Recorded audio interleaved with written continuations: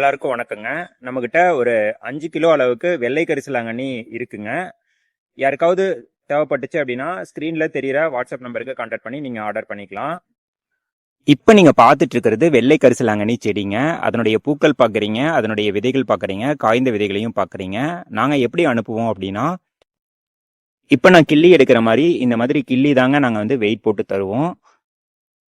நீங்கள் யாராவது oil business பண்ணலாம், அல்லது உங்கள் வீட்டில் பர்சனலாக நீங்கள் ஆயில் காய்ச்சறதுக்கு கரிசலாங்கண்ணி தேவைப்படலாம். அந்த மாதிரி தேவைப்பட்டுச்சு அப்படின்னா நீங்கள் கான்டாக்ட் பண்ணி ஆர்டர் பண்ணி வாங்கிக்கலாம்.